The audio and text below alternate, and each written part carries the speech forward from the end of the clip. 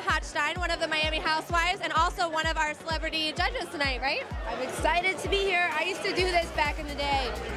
I used to do pageants in Canada, so I know what to look for. I'm very excited. So what are you looking for? What is your ideal tropic beauty? For obviously a beautiful woman, somebody that takes care of herself, a beautiful physique, somebody that works out, poise, confidence.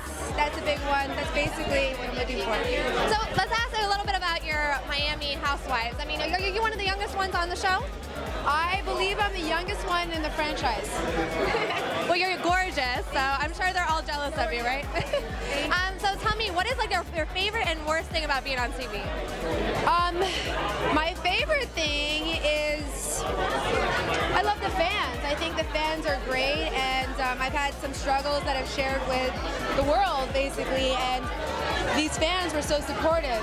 So I think that's the best thing about being on TV. And the worst thing is, I guess you lose pretty much your privacy. Yeah, I saw you had a little bit of a controversy recently with somebody like kind of calling you names or online, and that must be annoying, you know, but when you're beautiful, that always happens. I'm not going to say too much about that because I'm advised not to, but what I will say is it wasn't a random person. That's all I will say. It was somebody. You're always going to have your haters, you know? Well, it's not just that. I believe that, you know, people should be held accountable for bullying, and it's one thing to say something about someone negative, but when you are trying to defame someone's character and trying to really ruin their reputation, I think people in this world should be held accountable. There's little girls out there, little boys that have committed suicide. That's obviously extreme example, but these things, there ought to be a law, and people shouldn't be able to say whatever they want to say in this lifetime. I agree. So tell me, your husband has a nickname, what, the boob god of Miami? It is. Lenny is the boob god.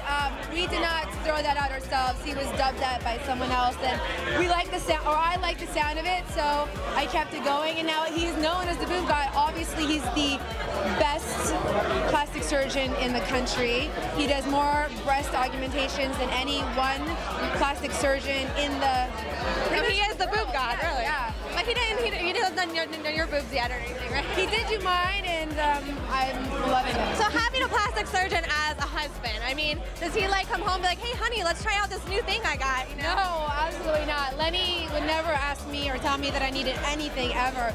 It would always have to be me going to him. He loves me at my worst. He thinks I'm my best with no makeup when I first wake up in the morning. So that should tell you a little bit about him. Yeah. So what is your future plans for next year? What are you looking forward to doing? I have so much going on. There's some things I can't talk about yet, but I am starting a business, and you guys will find everything else very soon. I was going to ask you that because I noticed you've traveled the world, and you're very young. You're my age, so you're very young, and most people don't even get to do that until they're over 50. So, like, what's on your bucket list next? I mean, kids, business? Oh my God, of course kids. Everybody knows I've spoke about it openly. I am actively, my husband and I, trying to have children, and we're hoping that that happens next year. And I still want to travel to so many places in the world. I would love to go to Africa, do an African safari. That's definitely on my bucket list. Swim with sharks. Oh my God. I think we already swim with them though on the show. You haven't done that with the Playboy company yet?